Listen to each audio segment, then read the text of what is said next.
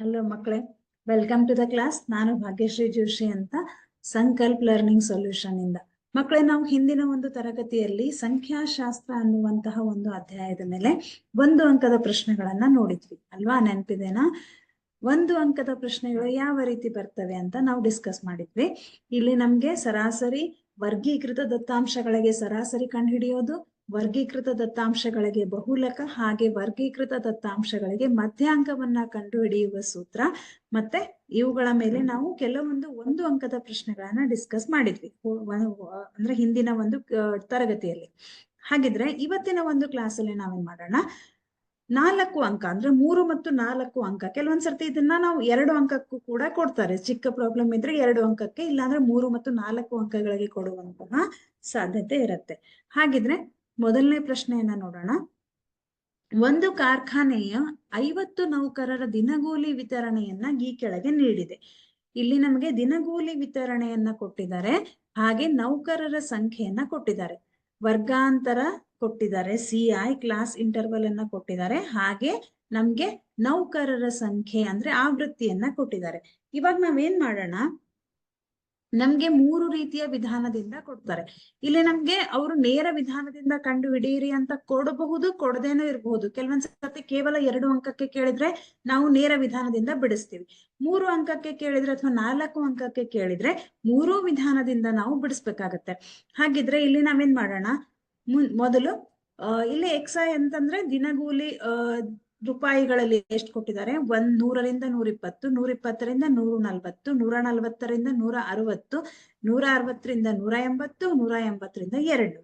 ಹಾಗೆ ನೌಕರರ ಸಂಖ್ಯೆಯನ್ನು ಕೂಡ ಕೊಟ್ಟಿದ್ದಾರೆ, 12, 14, 8, 6, 10 ಅಲ್ವಾ? ಇವಾಗ ನಾವೇನ್ ಮಾಡೋಣ, XI ಅನ್ನ ಕಂಡುಹಿಡಿಯೋಣ. XI ಅನ್ನ ಹೇಗೆ ಕಂಡುಹಿಡಿಯೋದು ಅದು ನಮ್ಗೆಲ್ಲ ಗೊತ್ತಿದೆ. ಓಕೆ, ಸೊ XI ಅನ್ನ ಹೇಗೆ ಕಂಡುಹಿಡಿಯೋದು ನಮ್ಗೆ ಗೊತ್ತಿದೆ. XI ಅಂತಂದ್ರೆ ಏನು?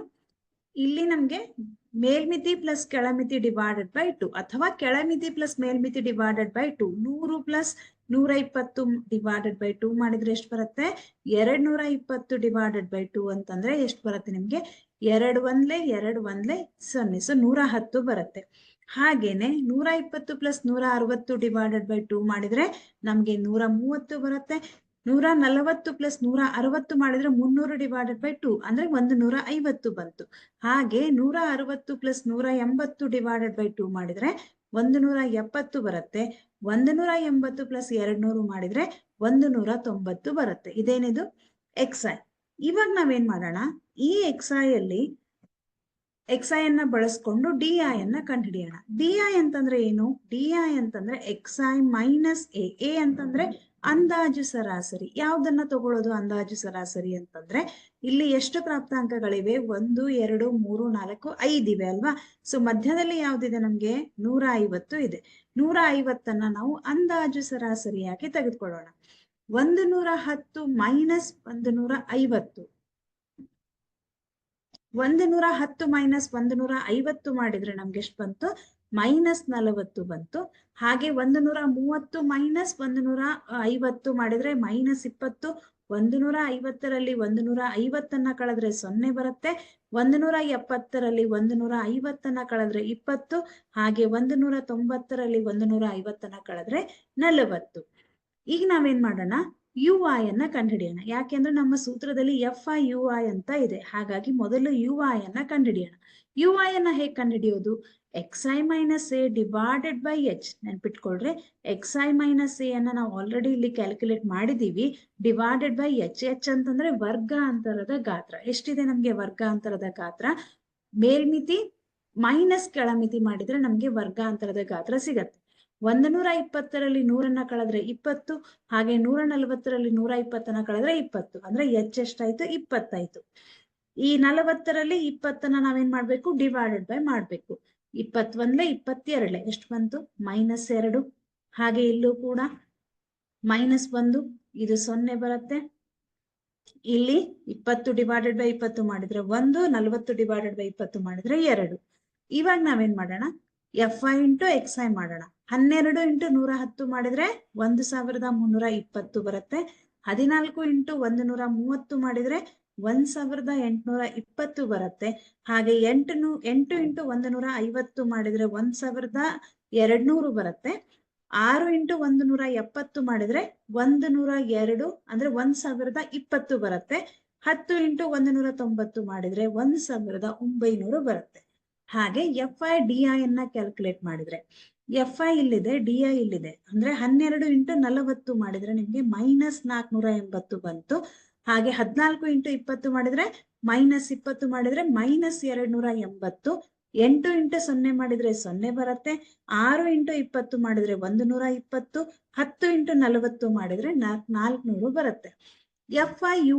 FI/UI ಅಂತಂದ್ರೆ FI ನಮ್ಗೆ ಇಲ್ಲಿದೆ, UI ಇಲ್ಲಿದೆ. ಸೊ ಇವೆರಡನ್ನ ಗುಣಿಸೋಣ ಈಗ. -12 ಇಂಟು -2 ಮಾಡಿದ್ರೆ -24. 14 ಇಂಟು -1 ಮಾಡಿದ್ರೆ -14.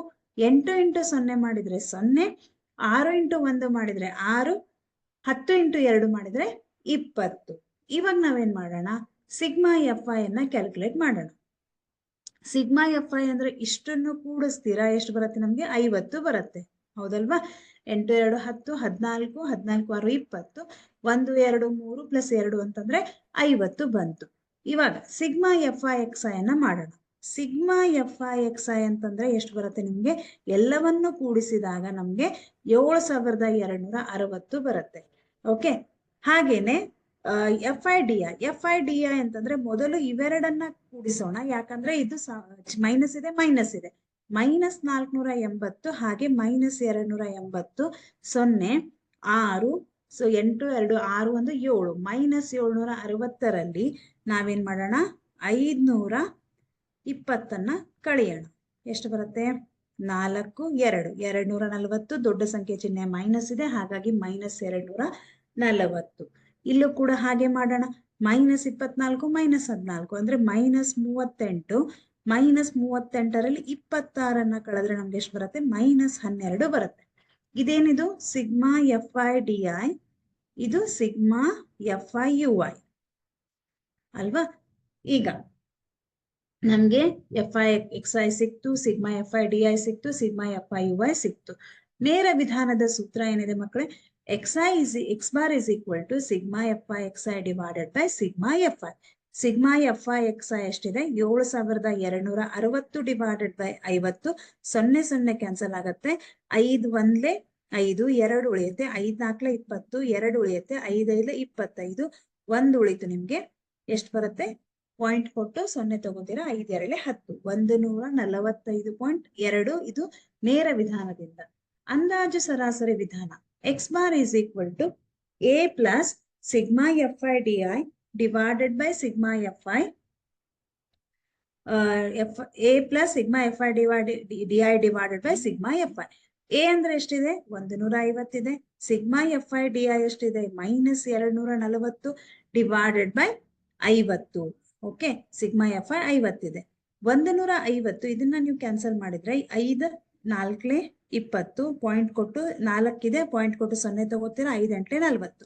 150ರಲ್ಲಿ 4.8 ಕಳೆದ್ರೆ 145.2 ಆಯ್ತು.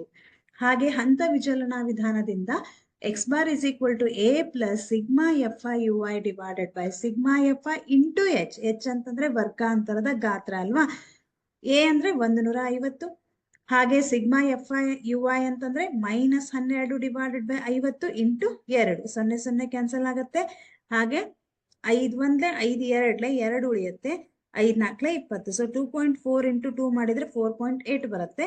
150 ಮೈನಸ್ 4.8 ಮಾಡಿದ್ರೆ 145.2. ಅಂದ್ರೆ ನಾವೇನ್ ನೋಡ್ಬೇಕು ಇಲ್ಲಿ? ಯಾವುದೇ ವಿಧಾನ ಅಂದ್ರೆ ನೇರ ವಿಧಾನ ಆಗಿರ್ಲಿ, ಅಂದಾಜು ಸರಾಸರಿ ವಿಧಾನ ಆಗಿರ್ಲಿ, ಅಥವಾ ಹಂತ ವಿಚಲನಾ ವಿಧಾನ, ಮೂರೂ ವಿಧಾನದಿಂದ ಮಾಡಿದಾಗ್ಲೂ ಕೂಡ ಸರಾಸರಿ ಒಂದೇ ಬಂತು ಅಲ್ವಾ? ಹಾಗಿದ್ರೆ ಸರಾಸರಿ ಎಷ್ಟಿದೆ ಇಲ್ಲಿ? 145.2. ಇದು ನಿಮ್ಗೆ 3 ಅಂಕಕ್ಕೆ ಕೇಳುವಂತಹ ಪ್ರಶ್ನೆ. ಕೇವಲ 2 ಅಂಕಕ್ಕೆ ಕೇಳಿದ್ರೆ ಯಾವುದಾದ್ರೂ ಒಂದು ವಿಧಾನವನ್ನ ಬಳಸಬೇಕು. ಓಕೆ. ನೆಕ್ಸ್ಟ್ ನೋಡೋಣ. ಗಾಳಿಯಲ್ಲಿರುವ SO2 ನ ಸಾರತೆಯನ್ನ ಕಂಡುಹಿಡಿಯಲು ಮಿಲಿಯನ್ ಒಂದು ಭಾಗದಲ್ಲಿ ಅಂದ್ರೆ PPMಗಳಲ್ಲಿ ಒಂದು ನಿರ್ದಿಷ್ಟ ನಗರದ 30 ಪ್ರದೇಶಗಳಲ್ಲಿರುವಂತಹ ದತ್ತಾಂಶವನ್ನ ಸಂಗ್ರಹಿಸಿ ಕೆಳಗಿನಂತೆ ಪ್ರಸ್ತುತಪಡಿಸಿದೆ. ಇಲ್ಲಿ ನಾವೇನ್ ಮಾಡ್ಬೇಕು? ಇದು ನಮ್ಗೆ 2 ಅಂಕಕ್ಕೆ ಕೇಳುವಂತಹ ಪ್ರಶ್ನೆ. ಇದನ್ನ ಕೇಳಿದರೆ ಕೂಡ ಗಾಳಿಯಲ್ಲಿರುವ SO2 ನ ಸಾರತೆಯ ಸರಾಸರಿ ಹೇಗ್ ಮಾಡೋದು? SO2 ನ ಸಾರತೆ ಎಷ್ಟಿದೆ? XI. So 0.002 to 0.04, 0.04 to 0.08, 0.08 to 0.12, 0.12 to 0.16, 0.16 to 0.20, 0.20 to 24 ಅಲ್ವಾ? FI ಎಷ್ಟಿದೆ? 4, 9, 9, 2, 4, 2. ಇಷ್ಟನ್ನು ಕೂಡಿಸ್ತೀರಾ? ಸಿಗ್ಮಾ FI ಎಷ್ಟು ಬರುತ್ತೆ? 30 ಬಂತು. XI ಅನ್ನ ಕಂಡುಹಿಡಿಯೋಣ. ಮತ್ತೆ ನಾನು ಹೇಳಿದ ಹಾಗೆ ಕೆಳಮಿತಿ ಪ್ಲಸ್ ಮೇಲ್ಮಿತಿ ಡಿವೈಡೆಡ್ ಬೈ 2. 0.04 ಪ್ಲಸ್ 0.00 ಅಂತಂದ್ರೆ 0.04 ಡಿವೈಡೆಡ್ ಬೈ 2ನೇ ಬರುತ್ತೆ. ಅದೆಷ್ಟಾಗತ್ತೆ? 0.02ನೇ ಬರುತ್ತೆ ಅಲ್ವಾ? ಹಾಗೆ 0.04 ಪ್ಲಸ್ 0.08 ಅಂದ್ರೆ 0.06 ಬಂತು. 0.08 ಪ್ಲಸ್ 0.12 ಡಿವೈಡೆಡ್ ಬೈ 2 ಮಾಡಿದ್ರೆ 0.10 ಬರುತ್ತೆ. ಹಾಗೆ ಇಲ್ಲೂ ಕೂಡ 0.12 ಪ್ಲಸ್ 0.16 ಡಿವೈಡೆಡ್ ಬೈ 2 ಮಾಡಿದ್ರೆ 0.14 ಬರುತ್ತೆ. 0.16 ಪ್ಲಸ್ 0.20 ಡಿವೈಡೆಡ್ ಬೈ 2 ಮಾಡಿದ್ರೆ 0.18 ಬರುತ್ತೆ. 0.20 ಪ್ಲಸ್ 0.24 ಡಿವೈಡೆಡ್ ಬೈ 2 ಮಾಡಿದ್ರೆ 0.22 ಬರುತ್ತೆ. ಇವಾಗ ನಾವೇನ್ ಮಾಡೋಣ? FI ಇಂಟು XI ಮಾಡೋಣ. FI ಇಂಟು XI ಎಷ್ಟಿದೆ? 4 ಇಂಟು 0.02 ಮಾಡಿದ್ರೆ 0.08 ಬರುತ್ತೆ. ಇಲ್ಲಿ 9 ಇಂಟು 0.06 ಮಾಡಿದ್ರೆ 0.54 ಬರುತ್ತೆ. ಹಾಗೆ ಇಲ್ಲೂ ಕೂಡ 9 90, 0.90, 14 28, ಸೊ 0.28, 4 18 72, ಸೊ 0.72, 22 4 44. ಹೌದಾ? ಇಲ್ಲೂ ಕೂಡ 0.44. ಈಗ ನಾವೇನ್ ಮಾಡೋಣ? ಸಿಗ್ಮಾ FI XI ಅನ್ನ ಕ್ಯಾಲ್ಕುಲೇಟ್ ಮಾಡೋಣ. ಎಷ್ಟು ಬರುತ್ತೆ? ಇಷ್ಟನ್ನು ಕೂಡಿಸಿದ್ರೆ ನಿಮ್ಗೆ 2.96 ಬರುತ್ತೆ. ಈಗ ನಾವು ನೇರ ವಿಧಾನದಿಂದ ಸರಾಸರಿಯನ್ನ ಕಂಡುಹಿಡಿಯೋಣ. X bar is equal to sigma FI XI divided by sigma FI. 2.96 divided by 30. ಹಾಗಾದ್ರೆ ಎಷ್ಟು ಬರುತ್ತೆ? ಇದು 0.09 ppm. ಹಾಗಾದ್ರೆ ಗಾಳಿಯಲ್ಲಿರುವ SO2 ನ ಸಾರತೆಯ ಸರಾಸರಿ 0.099 ppm ಅಲ್ವಾ? ನೆಕ್ಸ್ಟ್ ನೋಡೋಣ. ಇದು ಸರಾಸರಿಗೆ ಸಂಬಂಧಪಟ್ಟ ಹಾಗೆ. ಇದೇ ತರ ನಮ್ಗೆ ಸಂಖ್ಯೆಗಳನ್ನ ಚೇಂಜ್ ಮಾಡ್ಬೋದು. ಇಲ್ಲಿ ನಮ್ಗೆ ಅಧ್ಯಾಯದಲ್ಲಿ ಇರುವಂತಹ ಸಂಖ್ಯೆಗಳನ್ನೇ ಕೊಡ್ಬೇಕು ಅಂತೇನಿಲ್ಲ. ಯಾವುದೇ ಸಂಖ್ಯೆಯನ್ನ ಕೊಟ್ಟರು ಕೂಡ ನಮ್ಮ ಸೂತ್ರ ಮಾತ್ರ ಒಂದೇ ಅಲ್ವಾ? ಮಾಡುವ ವಿಧಾನ ಸೇಮ್ ಆಗಿರುತ್ತೆ. ಕೆಳಗಿನ ದತ್ತಾಂಶವು 225 ವಿದ್ಯುತ್ ಉಪಕರಣಗಳ ಬಿಡಿ ಭಾಗಗಳ ಬಾಳಿಕೆಯ ಮಾಹಿತಿಯನ್ನ ನೀಡುತ್ತದೆ. ಇಲ್ಲಿ ನಮ್ಗೆ ಗಂಟೆಗಳಲ್ಲಿ ಕೊಟ್ಟಿದ್ದಾರೆ 0 to 20, 20 to 40, 40 to 60, 60 to 80, 80 to 100, 100 to 120. ಆವೃತ್ತಿ ಕೊಟ್ಟಿದ್ದಾರೆ, F ಕೊಟ್ಟಿದ್ದಾರೆ ನಮ್ಗೆ ಇಲ್ಲಿ 10, 10, 35, 52, 61, 38, 29. ಉಪಕರಣಗಳ ಬಿಡಿ ಭಾಗಗಳ ಬಾಳಿಕೆಗಳ ಬಹುಲಕವನ್ನ ನಿರ್ಧರಿಸಿ ಅಂತ ಕೇಳಿದ್ದಾರೆ. ಇದು ನಮ್ಗೆ 2 ಅಂಕಕ್ಕೆ ಕೇಳುವಂತಹ ಪ್ರಶ್ನೆ, ಬಹುಲಕವನ್ನ. ಹಾಗಾದ್ರೆ ಬಹುಲಕವನ್ನ ನಾವು ಕಂಡುಹಿಡಿಯುವಾಗ ನಾವೇನ್ ನೋಡ್ತೀವಿ? ಗರಿಷ್ಠ ಆವೃತ್ತಿ ಯಾವ್ದಿದೆ ಅಂತ ನೋಡ್ತೀವಿ. ಇಲ್ಲಿ ಕೊಟ್ಟಿರುವಂತದ್ರಲ್ಲಿ ಗರಿಷ್ಠ ಆವೃತ್ತಿ ಯಾವ್ದಿದೆ? 61 ಇದೆ ಅಲ್ವಾ? ನೋಡ್ರಿ, ಎಲ್ಲದಕ್ಕಿಂತ ದೊಡ್ಡದಾಗಿರುವಂತಹ ಆವೃತ್ತಿ ಗರಿಷ್ಠ ಆವೃತ್ತಿ 61. ಇದನ್ನ ನಾವೇನ್ ಮಾಡೋಣ? F1 ಅಂತ ಕರೆಯೋಣ. ಈ ಹಿಂದಿನ ಆವೃತ್ತಿಗೆ F0 ಅಂತ ಕರೆಯೋಣ. ಮುಂದಿನ ಆವೃತ್ತಿಗೆ F2 ಅಂತ ಕರೆಯೋಣ. ಈ ಗರಿಷ್ಠ ಆವೃತ್ತಿ ಅಥವಾ ಬಹುಲಕ ಇರುವಂತಹ ವರ್ಗಾಂತರದ ಕೆಳಮಿತಿ ಎಷ್ಟಿದೆ? 60 ಇದೆ. ಇದನ್ನ L ಅಂತ ಹೇಳೋಣ. ಮತ್ತೆ 60 ಮತ್ತು 80ರಲ್ಲಿ ಇರುವಂತಹ ವರ್ಗಾಂತರದ ಗಾತ್ರ ಎಷ್ಟಿದೆ? 80 ಮೈನಸ್ 60 ಮಾಡಿದ್ರೆ 20 ಬರುತ್ತೆ ಅಲ್ವಾ? ಓಕೆ. ಬಹುಲಕವಿರುವ ವರ್ಗಾಂತರದ ಕೆಳಮಿತಿ 60, ವರ್ಗಾಂತರದ ಗಾತ್ರ 20, ಬಹುಲಕವಿರುವ ವರ್ಗಾಂತರದ ಆವೃತ್ತಿ ಎಷ್ಟಿದೆ? 61. ಇದನ್ನ F1 ಅನ್ನ F0 52, F2 38. ಸೂತ್ರ ಏನ್ ಹೇಳುತ್ತೆ? ಬಹುಲಕ is equal to L plus F1 minus F0 divided by 2F1 minus F0 minus F2 into H ಅಲ್ವಾ? L ಅಂತಂದ್ರೆ ಏನಿದೆ? 60 ಕೆಳಮಿತಿ, ಪ್ಲಸ್ F1 ಅಂತಂದ್ರೆ 61, F0 ಅಂದ್ರೆ 52, 2 ಇಂಟು F1 ಅಂದ್ರೆ 61, F0 ಅಂದ್ರೆ 52, F2 ಅಂದ್ರೆ 38 ಇಂಟು 20. 60 ಪ್ಲಸ್ 61ರಲ್ಲಿ 52 ಕಳೆದ್ರೆ 9 ಬರುತ್ತೆ. 61 ಇಂಟು 2 ಮಾಡ್ರಿ 122. ಹಾಗೆ ಮೈನಸ್ 52 ಮೈನಸ್ 38 ಎರಡೂ ಕಡೆ ಮೈನಸ್ ಚಿಹ್ನೆ ಇರೋದ್ರಿಂದ ಕೂಡಿಸ್ತೀರಾ, ಮೈನಸ್ 90 ಆಗತ್ತೆ ಇಂಟು 20. 60 ಪ್ಲಸ್ 9 ಡಿವೈಡೆಡ್ ಬೈ 122ರಲ್ಲಿ 90 ಕಳೆದ್ರೆ 32 ಇಂಟು 20. 60 ಪ್ಲಸ್ ಈಗ ನಾವೇನ್ ಮಾಡೋಣ? 2 10, 2 1, 2 6. ಓಕೆ. 16. 90 ಡಿವೈಡೆಡ್ ಬೈ 16 ಮಾಡಿದ್ರೆ ನಿಮ್ಗೆ 5.625 ಬರುತ್ತೆ.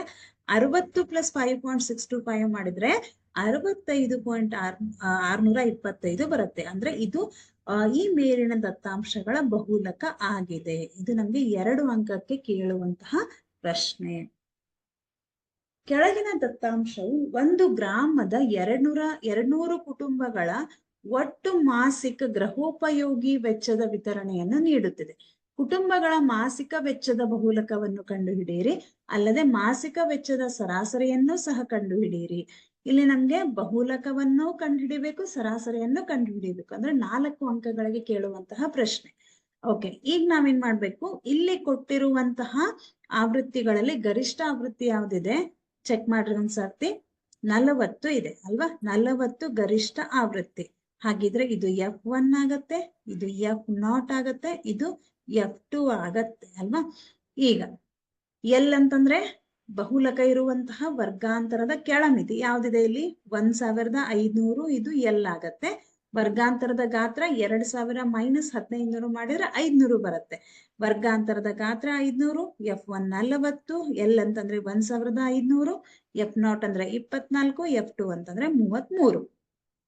ಓಕೆ, ಇದನ್ನ ಸೂತ್ರದಲ್ಲಿ ಹಾಕೋಣ. L plus F1 minus F0 divided by 2F1 minus F0 minus F2 into H. L ಅಂತಂದ್ರೆ 1500 ಪ್ಲಸ್ F1 ಅಂತಂದ್ರೆ 40, F0 ಅಂದ್ರೆ 24, 2 ಇಂಟು F1 ಅಂದ್ರೆ 40 ಮೈನಸ್ F0 ಅಂದ್ರೆ 24, F2 ಅಂದ್ರೆ 33, H ಅಂದ್ರೆ 500. 1500 ಪ್ಲಸ್ 40ರಲ್ಲಿ 24 ಕಳೆದ್ರೆ 16, 40 ಇಂಟು 2 ಮಾಡಿದ್ರೆ 80, ಇವೆರಡನ್ನ ಕೂಡಿಸಿದ್ರೆ 57 ಇಂಟು 500. 1500 ಪ್ಲಸ್ 16 ಡಿವೈಡೆಡ್ ಬೈ ಇದರಲ್ಲಿ 80ರಲ್ಲಿ 57 ಕಳೆದ್ರೆ 23 ಇಂಟು 500. ಹಾಗಿದ್ರೆ ಇದನ್ನ ನಾವು ಭಾಗಾಕಾರ ಮಾಡಿ ಇಂಟು ಮಾಡಿದ್ರೆ ನಮ್ಗೆ ಎಷ್ಟು ಬರುತ್ತೆ?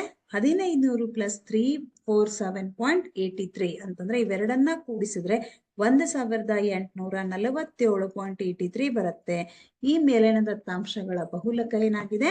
1847.83 ಆಗಿದೆ. ಈಗ ನಮ್ಗೆ 4 ಅಂಕಗಳಿಗೆ ಒಂದೇ ಪ್ರಶ್ನೆಯಲ್ಲಿ ಬಹುಲಕವನ್ನು ಕಂಡುಹಿಡಿಯಿರಿ, ಹಾಗೆ ಸರಾಸರಿ ಕಂಡುಹಿಡಿಯಿರಿ ಮತ್ತು ಮಧ್ಯಾಂಕವನ್ನ ಕಂಡುಹಿಡಿಯಿರಿ ಅಂತ ಕೊಡ್ಬೋದು, ಅಥವಾ ಕೆಲವೊಂದ್ಸತಿ ಮಧ್ಯಾಂಕ ಮತ್ತು ಬಹುಲಕವನ್ನು ಕಂಡುಹಿಡಿಯಿರಿ ಅಂತಾನು ಕೊಡ್ಬೋದು. ಈಗ ಸರಾಸರಿಯನ್ನು ಕಂಡುಹಿಡಿಬೇಕಲ್ವಾ? XI ಮಾಡೋಣ. ಮೇಲ್ಮಿತಿ ಅಥವಾ ಕೆಳಮಿತಿ ಪ್ಲಸ್ ಮೇಲ್ಮಿತಿ ಡಿವೈಡೆಡ್ ಬೈ 2 ಮಾಡಿದ್ರೆ 1250. 1500 ಪ್ಲಸ್ 2000 ಡಿವೈಡೆಡ್ ಬೈ 2 ಮಾಡಿದ್ರೆ 1750. 2000 ಪ್ಲಸ್ 2500 ಡಿವೈಡೆಡ್ ಬೈ 2 ಮಾಡಿದ್ರೆ 2250. ಹಾಗೆ 2500 ಪ್ಲಸ್ 3000 ಡಿವೈಡೆಡ್ ಬೈ 2 ಮಾಡಿದ್ರೆ 2750. 3000 ಪ್ಲಸ್ 3500 ಡಿವೈಡೆಡ್ ಬೈ 2 ಮಾಡಿದ್ರೆ 3250. 3500 ಪ್ಲಸ್ 4000 ಡಿವೈಡೆಡ್ ಬೈ 2 ಮಾಡಿದ್ರೆ 3750. 4000 ಪ್ಲಸ್ 4500 ಡಿವೈಡೆಡ್ ಬೈ 2 ಮಾಡಿದ್ರೆ 4250. ಹಾಗೆ 4500 ಪ್ಲಸ್ 5000 ಡಿವೈಡೆಡ್ ಬೈ 2 ಮಾಡಿದ್ರೆ 4750. ಓಕೆ, ಇವಾಗ ನಾವೇನ್ ಮಾಡೋಣ? DI ಅನ್ನ ಕ್ಯಾಲ್ಕುಲೇಟ್ ಮಾಡೋಣ. DI ಅಂತಂದ್ರೆ XI ಮೈನಸ್ A ಅಲ್ವಾ? A ಅಂತಂದ್ರೆ 1, 2, 3, 4, 5, 6, 7, 8 ಇದೆ. ಹಾಗಿದ್ರೆ ಮಧ್ಯದಲ್ಲಿ ಇರುವಂತದ್ದನ್ನ ತಗೊಳ್ಳೋಣ. ಯಾವ್ದು ಬೇಕಾದ್ರೂ ತಗೋಬಹುದು. ಇಲ್ಲಿ ನಿಮ್ಗೆ 4ನೇದು ತಗೊಳ್ಳೋಣ ನಾವಿಲ್ಲಿ, ಅಥವಾ 5ನೇದು. ಇಲ್ಲಿ 4ನೇದನ್ನ ತಗೊಳ್ಳೋಣ. 2750. 1250 ಮೈನಸ್ 2750 ಮಾಡಿದ್ರೆ ನಿಮ್ಗೆ 1500 ಬರುತ್ತೆ. ಹಾಗೆ 1750 ಮೈನಸ್ 2750 ಮಾಡಿದ್ರೆ ಮೈನಸ್ 1000. ಹಾಗೆ ಇಲ್ಲಿ ಮಾಡಿದ್ರೆ ಮೈನಸ್ 500, ಇಲ್ಲಿ 0 ಬರುತ್ತೆ. 3250 ಮೈನಸ್ 2750 ಮಾಡಿದ್ರೆ 500. 3750 ಮೈನಸ್ 2750 ಮಾಡಿದ್ರೆ 1000. 4250 ಮೈನಸ್ 2750 ಮಾಡಿದ್ರೆ 1500. ಹಾಗೆ 4750 ಮೈನಸ್ 2750 ಮಾಡಿದ್ರೆ 2000 ಬಂತು. ಇವಾಗ UI ಅನ್ನ ಕಂಡುಹಿಡಿಯೋಣ. UI ಅಂದ್ರೆ XI minus A divided by H ಮಾಡ್ತೀವಿ. H ಅಂತಂದ್ರೆ ವರ್ಗಾಂತರದ ಗಾತ್ರ. ಗಾತ್ರ ಎಷ್ಟಿದೆ? 1500 ಮೈನಸ್ 1000 ಅಂದ್ರೆ 500 ಇದೆ. 1500 ಡಿವೈಡೆಡ್ ಬೈ 500 ಮಾಡಿದ್ರೆ 2 0 ಕ್ಯಾನ್ಸಲ್ ಆಗುತ್ತೆ. 5 ಅಂದ್ರೆ 5 3 ಅಂದ್ರೆ -3 ಆಗುತ್ತೆ. ಹಾಗೆ ಇಲ್ಲೂ ಕೂಡ 500 ಮಾಡಿದ್ರೆ 5 ಒಂದ್ಲೆ 5 2 -2. ಇಲ್ಲಿ 500 ಒಂದ್ಲೆ 500 ಒಂದ್ಲೆ -1, ಇದು 0. 500 ಡಿವೈಡೆಡ್ ಬೈ 500 ಮಾಡಿದ್ರೆ 1 ಬರುತ್ತೆ. 1000 ಡಿವೈಡೆಡ್ ಬೈ 500 ಮಾಡಿದ್ರೆ 2 ಬರುತ್ತೆ. 1500 ಡಿವೈಡೆಡ್ ಬೈ 500 ಮಾಡಿದ್ರೆ ನಮ್ಗೆ 5 ಒಂದ್ಲೆ 5 ಮೂರ್ಲೆ 3 ಬರುತ್ತೆ. ಹಾಗೆ ಇಲ್ಲೂ ಕೂಡ 2 0 ಕ್ಯಾನ್ಸಲ್ ಮಾಡ್ತೀರಾ. 5 ಒಂದ್ಲೆ 5 4 4 ಬರುತ್ತೆ. ಇವಾಗ ಸಿಗ್ಮಾ FIUI ಕಂಡುಹಿಡಿಬೇಕಲ್ವಾ. ಇಲ್ಲಿ FI ಇಲ್ಲಿದೆ, UI ಇಲ್ಲಿದೆ. ಒಂದೇ ವಿಧಾನವನ್ನ ಬಳಸೋಣ, ಹಂತ ವಿಚಲನಾ ವಿಧಾನವನ್ನ ಬಳಸೋಣ ನಾವು. ಓಕೆ, ಸೊ ಯಾವಾಗ ಸ್ವಲ್ಪ ವರ್ಗಾಂತರದ ಗಾತ್ರ ಹೆಚ್ಚಾಗಿರುತ್ತೆ ಅಲ್ಲಿ ನಾವು ಹಂತ ವಿಚಲನಾ ವಿಧಾನವನ್ನ ಬಳಸ್ತೀವಿ. ಅಂದ್ರೆ ಹೆಚ್ಚಾಗಿ ನಾವು ಬಳಸೋದು ಹಂತ ವಿಚಲನಾ ವಿಧಾನ.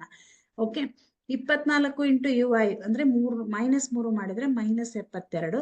40 ಇಂಟು -2 ಮಾಡಿದ್ರೆ -80. 33 ಇಂಟು -1 ಮಾಡಿದ್ರೆ -33. 28 ಇಂಟು 0 ಮಾಡಿದ್ರೆ 0. 30 ಇಂಟು 1 30. 22 ಇಂಟು 2 ಮಾಡಿದ್ರೆ 44. 16 ಇಂಟು 3 ಮಾಡಿದ್ರೆ 48. 7 ಇಂಟು 4 ಮಾಡಿದ್ರೆ 28. ಎಲ್ಲವನ್ನ ಕೂಡಿಸ್ರಿ. ಫಸ್ಟ್ ಇದನ್ನ ಕೂಡಿಸೋಣ, ಆಮೇಲೆ ಇದನ್ನ ಕೂಡಿಸೋಣ. ಇವೆರಡರಲ್ಲಿ ಈ ಉತ್ತರದಲ್ಲಿ ಈ ಉತ್ತರವನ್ನ ಕಳೆದ್ರೆ -35 ಬರುತ್ತೆ. ಓಕೆ, ಅದು ಸಿಗ್ಮಾ FIUI ಆಗತ್ತೆ. UI ಹಂತ ವಿಚಲನಾ ವಿಧಾನ A plus sigma FIUI divided by sigma FI into H. A ಅಂತಂದ್ರೆ 2750 ಪ್ಲಸ್ A ಅಂತಂದ್ರೆ -35 ಡಿವೈಡೆಡ್ ಬೈ FI ಅಂತಂದ್ರೆ ಸಿಗ್ಮಾ FI ಅಂತಂದ್ರೆ 200 ಇಂಟು 500. ಸೊ 0 ಕ್ಯಾನ್ಸಲ್ ಮಾಡ್ತೀರಾ. 2 ಒಂದ್ಲೆ 2 1 ಉಳಿಯುತ್ತೆ. 2 7 14.5. ಸೊ 17.5 ಇಂಟು 5 ಮಾಡಿದ್ರೆ 87.5 ಬರುತ್ತೆ. ಸೊ 2750 ಪ್ಲಸ್ ಇಂಟು ಮೈನಸ್ -87.5 ಮಾಡಿದ್ರೆ 2662.5 ಬರುತ್ತೆ. ಇದು ಸರಾಸರಿ ಅಲ್ವಾ. ನೆಕ್ಸ್ಟ್ ಮಾಡೋಣ. ಈಗ ನಮ್ಗೆ ಮುಂದಿನ ಪ್ರಶ್ನೆ ಮಧ್ಯಾಂಕವನ್ನ ಕಂಡುಹಿಡಿಯೋದು. ಏನಿದೆ ಮಧ್ಯಾಂಕವನ್ನ ಕಂಡುಹಿಡಿಯೋದು ನೋಡೋಣ. ಕೆಳಗೆ ನೀಡಿದ ವಿತರಣೆಯ ಮಧ್ಯಾಂಕವು 28.5. ಇಲ್ಲಿ ನಮಗೆ ಮಧ್ಯಾಂಕವನ್ನ ಅವರೇ ಕೊಟ್ಟಿದ್ದಾರೆ. ಸೊ ಈ ತರದ ಪ್ರಶ್ನೆ ಗ್ಯಾರಂಟಿ ನಮ್ಗೆ ಹೆಚ್ಚಾಗಿ ರಿಪೀಟ್ ಆಗಿರುವಂತಹ ಪ್ರಶ್ನೆ. X ಮತ್ತು Y ಗಳ ಬೆಲೆಯನ್ನು ಕಂಡುಹಿಡಿಯಿರಿ ಅಂತ ಇಲ್ಲಿ ಮಧ್ಯಾಂಕ ಕೊಟ್ಟಿದ್ದಾರೆ. X ಮತ್ತು Y ಬೆಲೆಗಳನ್ನ ನಾವು ಕಂಡುಹಿಡಿಬೇಕು. ಇದು ವರ್ಗಾಂತರ, ಆವೃತ್ತಿ, ಸಂಚಿತ ಆವೃತ್ತಿ. ಸೊ 0 to 10 ಇದು ವರ್ಗಾಂತರ 5 ಇದೆ. 10 ರಿಂದ 20 X ಇದೆ. ಹಾಗೆ ಇಲ್ಲಿ ನಮ್ಗೆ ಒಟ್ಟು ಅವರೇ ಕೊಟ್ಟಿದ್ದಾರೆ 60 ಅಂತ. ನಾವೇನ್ ಮಾಡೋಣ, ಸಂಚಿತ ಆವೃತ್ತಿ CF ಅನ್ನ ಕಂಡುಹಿಡಿಯೋಣ. ಓಕೆ, ಹೇಗ್ ಕಂಡುಹಿಡಿಯೋದು? ಮೊದಲನೇ ಆವೃತ್ತಿ ಹೇಗಿದೆ ಹಾಗೆ ಬರೆಯೋಣ. ಮೊದಲನೇ ಆವೃತ್ತಿ ಪ್ಲಸ್ ಎರಡನೇ ಆವೃತ್ತಿ. 5 ಪ್ಲಸ್ X ಮಾಡಿದ್ರೆ 5 ಪ್ಲಸ್ X ಬರುತ್ತೆ. 5 ಪ್ಲಸ್ X ಪ್ಲಸ್ 20 ಮಾಡಿದ್ರೆ 5 plus 20 25 plus X. 25 plus X plus 15 ಮಾಡಿದ್ರೆ 40. ಅಂದ್ರೆ 25 ಪ್ಲಸ್ 15 ಅಂದ್ರೆ 40 plus X. 40 plus X plus Y ಅಂತಂದ್ರೆ 40 ಪ್ಲಸ್ X ಪ್ಲಸ್ Y ಆಗತ್ತೆ. ಹಾಗೆ 40 X ಪ್ಲಸ್ Y ಪ್ಲಸ್ 5 ಮಾಡಿದ್ರೆ 40 ಪ್ಲಸ್ 5 ಅಂದ್ರೆ 45 ಪ್ಲಸ್ X ಪ್ಲಸ್ Y ಆಗತ್ತೆ ಅಲ್ವಾ.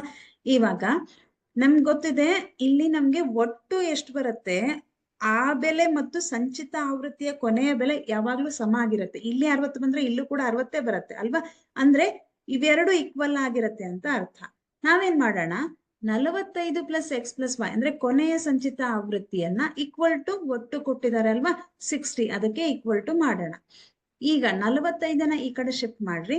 X plus Y is equal to 60ರಲ್ಲಿ 45ಅನ್ನ ಕಳೆದ್ರೆ 15 ಬರುತ್ತೆ. ಇದನ್ನ ಸಮೀಕರಣ 1 ಅಂತ ಕರೆಯೋಣ. ಈಗ ನಮ್ಗೆ ಇಲ್ಲಿ N ಅಂತ ಕೊಟ್ಟಿದ್ದಾರೆ, ಅಂದ್ರೆ ಒಟ್ಟು ಅಂತ ಕೊಟ್ಟಿದ್ದಾರೆ. ಒಟ್ಟು ಅಂದ್ರೆ ಏನಿಲ್ಲಿ N, ಮಧ್ಯಾಂಕದಲ್ಲಿ ಒಟ್ಟು ಅಂದ್ರೆ ಇಲ್ಲಿ N. ನಮ್ಗೇನ್ ಬೇಕು, N/2 ಬೇಕು. N/2 ಮಾಡಿದ್ರೆ ನಮ್ಗೇನ್ ಸೂತ್ರದಲ್ಲಿ N/2 ಇದೆ ಅಲ್ವಾ. ಸೊ 60 ಡಿವೈಡೆಡ್ ಬೈ 2 ಮಾಡಿದ್ರೆ ನಮ್ಗೆ ಎಷ್ಟು ಬರುತ್ತೆ, 30 ಬರುತ್ತೆ. ಈ ಪ್ರಾಪ್ತಾಂಕ ಎಲ್ಲಿ ಬರುತ್ತೆ, 30 ಮತ್ತು 30 ಅಂತಂದ್ರೆ ಇದು ನಮ್ಗೆ ಎಲ್ಲಿ ಬರುತ್ತೆ, 25 ಪ್ಲಸ್ X ಅಂತಂದ್ರೆ 20ರಿಂದ 30ರ ಪ್ರಾಪ್ತಾಂಕದಲ್ಲಿ ಬರುತ್ತೆ. ಇದು ಎಲ್ಲಿ ಬರುತ್ತೆ, 20ರಿಂದ 30ರ ಪ್ರಾಪ್ತಾಂಕದಲ್ಲಿ. 25ರ ಮೇಲಿದೆ ಅಲ್ವಾ 30, ಕೆಳಗೆ ಅಂದ್ರೆ 40 ಇದೆ. ಸೊ ಸಂಚಿತ ಆವೃತ್ತಿಯನ್ನ ನೋಡಿದಾಗ್ಲೂ ಕೂಡ 25 ಪ್ಲಸ್ X ಅಂದ್ರೆ 25 ಪ್ಲಸ್ X ದಿಂದ 40 ಪ್ಲಸ್ X ಅಂದ್ರೆ ನೆಕ್ಸ್ಟ್ ಆವೃತ್ತಿ ಸ್ಟಾರ್ಟ್ ಆಗೋದು 40ರಿಂದ. ಇದು 25ರಿಂದ ಸ್ಟಾರ್ಟ್ ಆಗತ್ತೆ.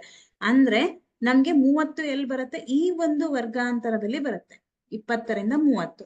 ಹಾಗಿದ್ರೆ ಕೆಳಮಿತಿ ಏನಾಯ್ತು, ಇಲ್ಲಿ 20 ಆಯ್ತು. ಎಫ್ ಏನಾಯ್ತು ಅಂದ್ರೆ ಆವೃತ್ತಿ ಏನಾಯ್ತು 20 ಆಯ್ತು. ಸಂಚಿತ ಆವೃತ್ತಿಯನ್ನ ನಾವು ಯಾವ್ದು ತಗೋತೀವಿ, ಯಾವ ಒಂದು ಮಧ್ಯಾಂಕ ಇರುವಂತಹ ಆವೃತ್ತಿಯ ಹಿಂದಿನ ಸಂಚಿತ ಆವೃತ್ತಿ, ಅಂದ್ರೆ ಇದು ಆ ಸಂಚಿತ ಆವೃತ್ತಿ ಮಧ್ಯಾಂಕ ಇರುವಂತಹ ಸಂಚಿತ ಆವೃತ್ತಿ, ಇದ್ರ ಹಿಂದಿನ ಆವೃತ್ತಿಯನ್ನ ನಾವು ಸಿ ಎಫ್ ಅಂತ ತಗೋತೀವಿ. ಯಾವ್ದಿದೆ, 5 + x ಅಂತ ಇದೆ, ಹೌದಲ್ವಾ? ಇಲ್ಲಿ 5 + x, ಹಾಗೆ ವರ್ಗಾಂತರದ ಆವೃತ್ತಿ 20, ವರ್ಗಾಂತರದ ಗಾತ್ರ ಎಷ್ಟಿದೆ, 30 - 20 ಅಂದ್ರೆ 10 ಇದೆ. 20 - 10 ಮಾಡಿದ್ರೆ 10 ಇದೆ ಅಲ್ವಾ? ಸೂತ್ರ ಏನ್ ಹೇಳುತ್ತೆ, L + n/2 - CF / F × H. H ಅಂದ್ರೆ 10, n/2 ಅಂದ್ರೆ 30, CF ಅಂದ್ರೆ 5 + x / 20 is equal to 20. 20ನ್ನ ಈ ಕಡೆ ಶಿಫ್ಟ್ ಮಾಡಿದ್ರೆ 28.5 - 20 ಮಾಡಿದ್ರೆ 8.5 ಬರುತ್ತೆ. ಆಮೇಲೆ ಈ 20ನ್ನ ಈ ಕಡೆ ಶಿಫ್ಟ್ ಮಾಡಿದ್ರೆ ಇಂಟು 20 ಆಗತ್ತೆ. is equal to 30 - 5 - x × 10. 10 × 30 ಮಾಡ್ರಿ. ಏನ್ ಬರುತ್ತೆ, 10 × 8.5 × 20 ಮಾಡಿದ್ರೆ 170 ಬರುತ್ತೆ. 10 × 30 ಮಾಡಿದ್ರೆ 300 ಮೈನಸ್ 10 × 5 ಮಾಡಿದ್ರೆ 50 ಮೈನಸ್ 10x. 300ರಲ್ಲಿ 50ನ್ನ ಕಳೆದ್ರೆ 250 minus 10x. 10x is equal to 250ರಲ್ಲಿ 170ನ್ನ ಕಳೆದ್ರೆ 80 ಬರುತ್ತೆ ಅಲ್ವಾ? x is equal to, ಈಗ 110x is equal to 80, ಅಂದ್ರೆ 10ನ್ನ ಈ ಕಡೆ ಶಿಫ್ಟ್ ಮಾಡಿದ್ರೆ 80 / 10, 10 ಅಂದ್ರೆ 18, ಹೌದಾ? x is equal to 8 ಆಯ್ತು. ಈಗ x ನ ಬೆಲೆಯನ್ನ ಸಮೀಕರಣ 1ರಲ್ಲಿ ಆದೇಶಿಸಿದಾಗ ಏನಾಗತ್ತೆ, ಮಧ್ಯಾಂಕವು ಎಷ್ಟಿದೆ, 8 + y is equal to 15 ಅಂತಂದ್ರೆ 8ನ್ನ ಈ ಕಡೆ ಶಿಫ್ಟ್ ಮಾಡಿದ್ರೆ y is equal to 7. ಆದ್ದರಿಂದ x ನ ಬೆಲೆ ಎಷ್ಟಾಯ್ತು, 8, y is equal to